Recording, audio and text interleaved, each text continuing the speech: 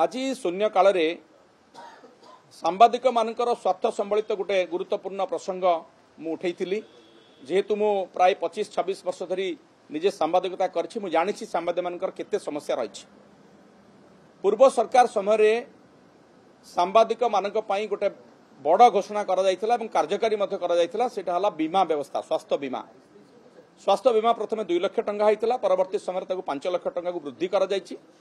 किंतु सेथिरे सांबादिक भाई मानकर सबले गोटे दाबी रहउतला जे सेथिरे तांकर वृद्ध पिता मातांकर ना मध्य शामिल करा जाउ, जहा फल से माने उपकृत हेबे। प्रकृत रे सेटा करा जाई पार नथला। मु ई सरकार को पाखरे दाबी रखिली जे 5 लाख टंका को बढ़ाइले तो बहुत भल कथा हबो।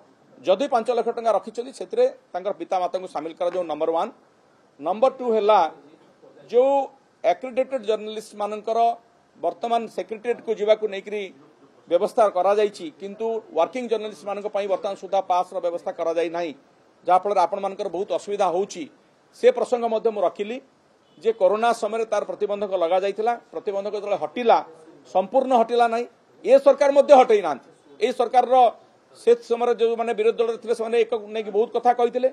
आज 6 मासला सरकार को आसिलेनी, से माने काहे कि वर्तमान सुधा से व्यवस्था को पुनः लागू करू नांती।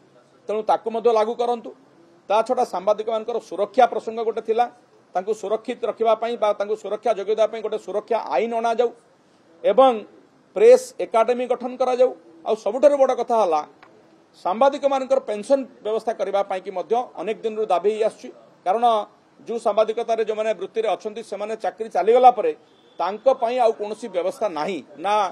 जो संस्था तांको देइछि नियुक्ति देइछि तांकर किछि व्यवस्था करचंती। ईपीएफ रे जो पेंशन मिले अत्यंत अल्प। तेणु तांको पई राज्य सरकार गोटे पेंशन व्यवस्था करंतु, पेंशन व्यवस्था करिया पई गोटे कमिटी करंतु, ए दाबी मध्ये मु आज रखिछि।